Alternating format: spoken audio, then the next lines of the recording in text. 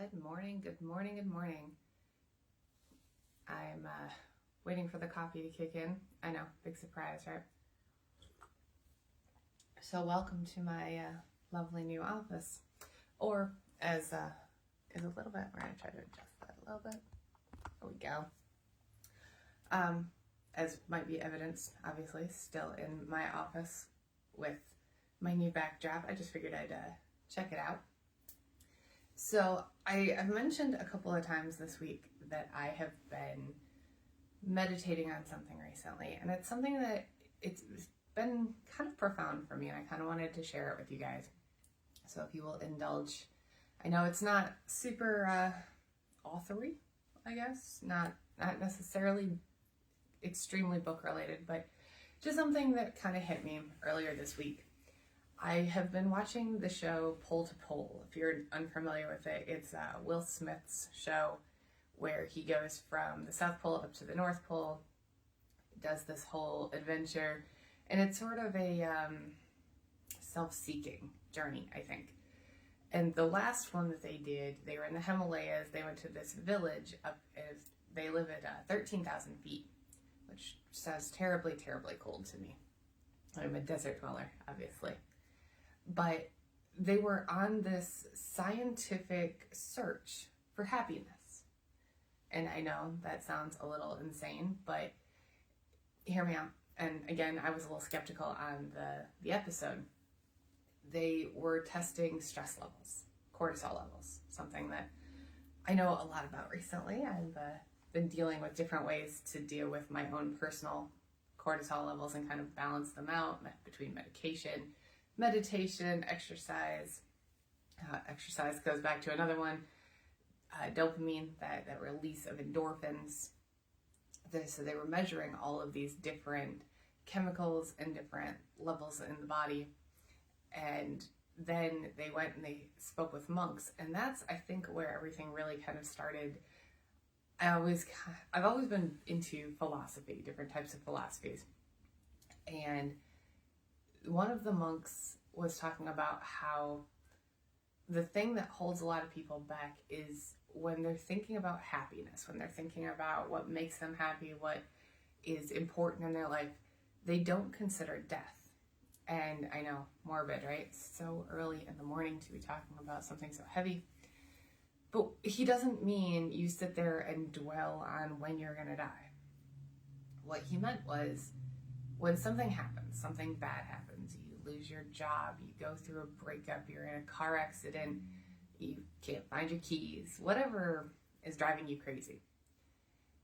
Is this something at the end of your life that you're going to sit there and reflect on? Is this something that is so moving, so important in your life that you're going to hold on to it? And when you're thinking back on the positives, on the negatives, on the different parts of your life when you die, is this going to rank among those things? And that, to be honest, I think for the most part, the answer is no. You know, I've been in a couple of car accidents and they suck. I'm still dealing with the pain from it. But is it something that profoundly impacts my life right now? No. It's something that kicks in now and then when I feel the pain, but that's about it. It's not something that just, I'm not in traction. I'm not sitting in a hospital. I'm not spending all day, every day thinking about it. Same thing with the fact that I'm divorced. Do I sit around wondering what my ex-husbands are doing? No, because I'm happy and they're happy. And that's what matters. We've both all moved on. We're happy. We're in where we should be in life. And so breakups, they come, they happen, they suck, but they leave. The point that the monk was trying to make is that we should acknowledge our feelings when we have them. Don't sit there and be like, okay, that happened, but it's not going to matter when I die, so it doesn't matter. No, it matters right now. You feel it, you acknowledge it, but don't dwell on things. Don't hold on to things. Don't focus your entire life on trying to hold on to something material or something even emotional that isn't going to make a profound impact on your life. Don't include everything. Don't always hold on to everything. And I promise, believe it or not, this is actually going to come back to writing. But the biggest line I think that hit me, because thinking about that philosophy of not holding on to everything, of not including everything, of focusing on the relevant and important parts. There was an older woman in the village once they finally got to it. It's called Laya, Laya, in Bhutan, and she said that life is like the winter snow.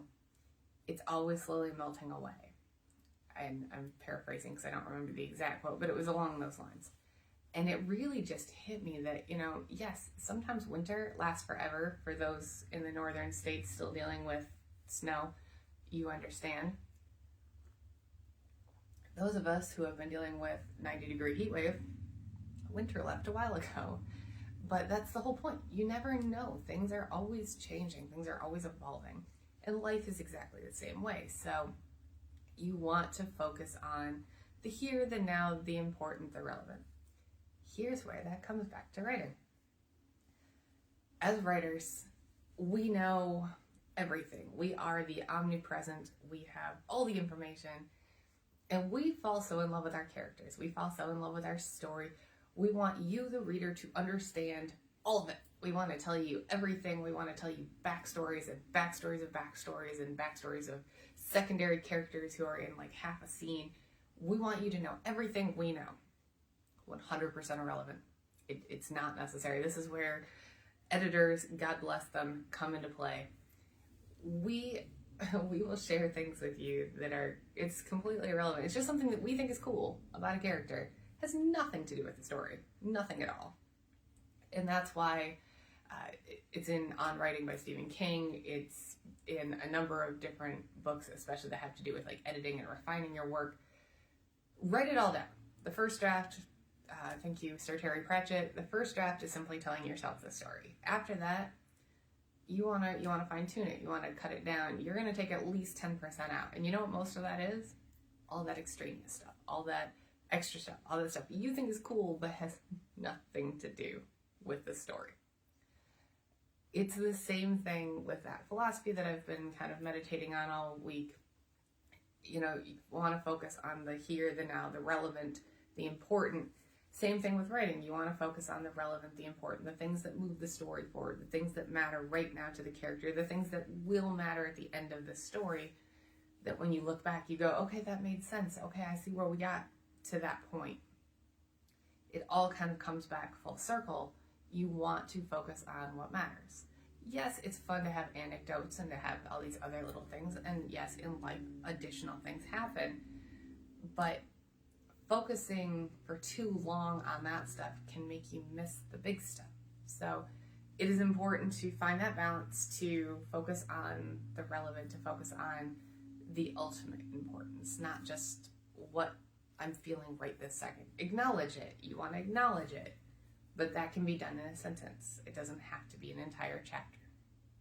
So that is something that's been on my mind a lot recently. And regardless of your political bent or your feelings on the slap of Chris Rock at the Oscars by Will Smith, he actually talked about that in the episode. I happen to like him, and I think that anybody that's self-aware enough to acknowledge, hey, I had it all and I messed up, and now I'm trying to figure out what to do next. I appreciate that. I admire that. So I'm watching the show. If you happen to be into that kind of thing, it is kind of a journey of self-discovery, but they also go a lot of very beautiful places. And so I highly recommend it. Honestly, I do. I liked his first show all about the different parts of the earth. This is more a journey that's both external and internal. So I've enjoyed the show. It's called Pole to Pole. It's a National Geographic show. So if you want to dig into the inner being philosophy, as well as watch somebody trek across Antarctica, it's pretty cool. So the other thing is this weekend is Book Lovers Con. So if you are in Las Vegas, it is today and tomorrow. I am going to be there tomorrow. I'll be roaming around today for a little bit, but I won't actually be participating in the signing until tomorrow from 10 to 1. And yes, there's raffle prizes. So if my mom's not in town, don't worry, you guys have a chance. You can actually win. She has a tendency to win raffle baskets and raffle prizes at book signings. But if you are around, it is at Flamingo Hotel and Casino in the convention center. So we will be there tomorrow. If you want, stop by, say hi. I will have my PA with me. I'm actually getting ready. Once this is done, I will be heading down there to drop off my raffle basket and then pick up all my registration and passes.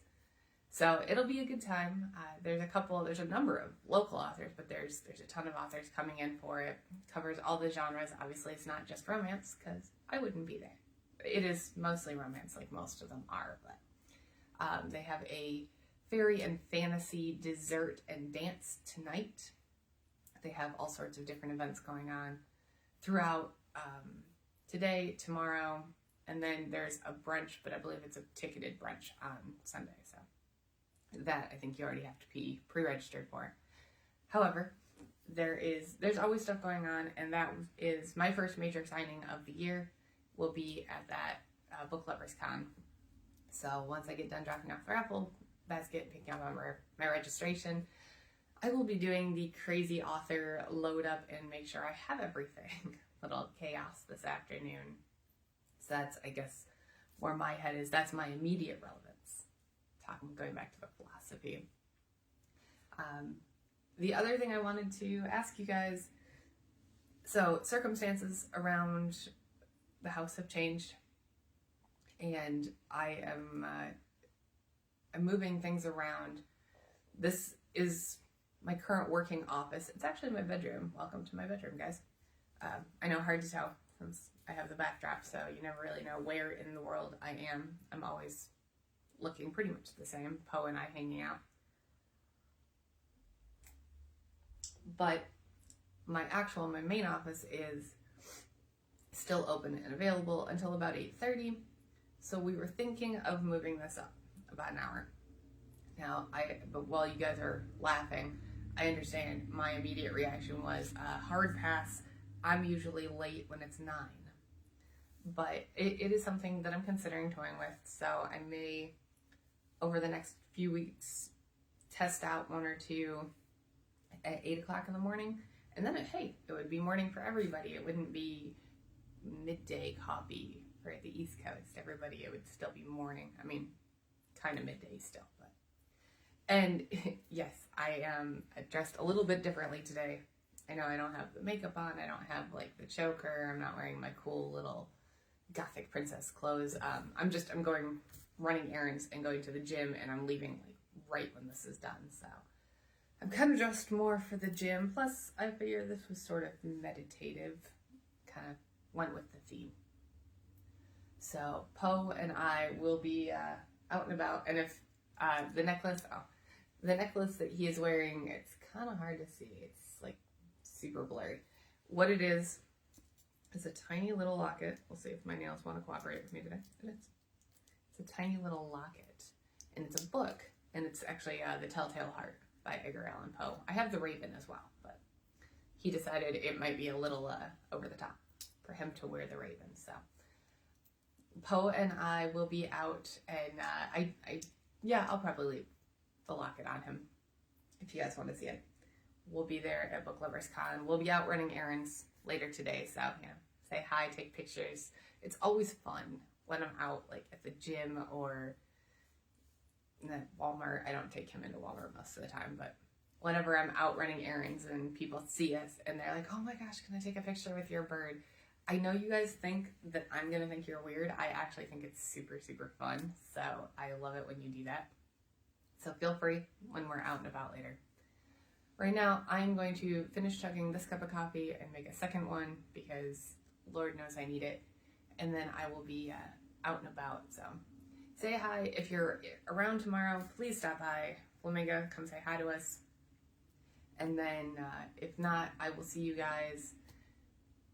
I don't know why I feel like there's something going on next Friday. I don't think there is. I think we're going to probably test out the 8 a.m. thing, which means there will be even more coffee involved. But next Friday, same place, I'll let you know on the time. And then it'll be a happy early Easter. So I imagine Bria, being the very demanding only bunny in the group, will be joining us. Not only is she keeping me from eating all the sweets, but you know, she wants to hang out for Bunny Day. I know I'm kind of like still in this weird meditative thing, so I'm kind of out of it today, but I appreciate you guys hanging out, and I will be letting everybody know. And oh yes, the last update, the Zon, the Almighty Zon, is still in its weird whatever. The book is, like, the blurb is done, the book is written, it is edited, it's there. We're just waiting. For whatever reason, it keeps saying, allow us 72 hours for review. If you're an author, if you've used KDP, you're familiar with the love and drama that is Amazon. KDP, for the most part, works just fine. They're a little cranky now that I use my own ISBNs, so for whatever reason, it seems like ever since I switched over to that, they're giving me more problems, probably because I own it and I can leave them anytime I want, which they certainly make me want to do. But the, oh, hey Jeff, how are you? How's Alaska? Amazon is, every 3 days, they get really close. They get to like 70 hours and they're like, we don't like this particular formatting on this page. We don't like this thing on the cover. I know it's a silly thing, and they do it every single time, and it drives me insane. They don't like the sizing of the title on the spine of the book. They've done it for Pride. They've done it for Envy. Now they're doing it with Lust. It's exactly the same every time. It fits within their parameters. It's their specific template. They don't like it. And you will take it down and reload the exact same file.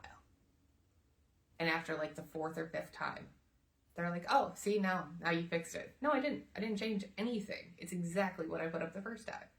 But for whatever reason, they like making you jump through hoops, and we are jumping. So I know Lust was supposed to come out last Sunday, and honestly, it was supposed to come out a month before that, but I appreciate the patience. It is coming. The newsletter went out. The little button to enter on the Where in the World is Poe, everybody that, clicks on that, you don't have to be right, it's fine, but just everybody that clicks on that, or if you're already a member of the Raven Readers, everybody's going to be included in the drawing for who gets the 4 free copies, or obviously 4 different people will get free copies of Lust once I have them, and I will let you know. There will be a woohoo announcement once that finally happens. But we're waiting on the almighty God Amazon and their perpetual need to let us know they are in charge. So that was the last update, and I gotta get going. I have a bunch of stuff to do. As usual, my to-do list is with me. So thank you guys for hanging out, and let me know what you think about moving things up. I think we probably will try earlier. We'll try the 8 o'clock thing next week and just see if I'm even functional, more than normal, or at least equal to normal. And I hope you guys have a great week. And if you guys are giving up anything or doing anything special for Lent, one week to go. You got this. We can do this. Until then, stay caffeinated. Lord knows I need to, and I will see you guys next week. If it ever lets me say goodbye. Even my phone doesn't want to work for me today. So we will see what happens, but hopefully you guys have a great week. Thanks.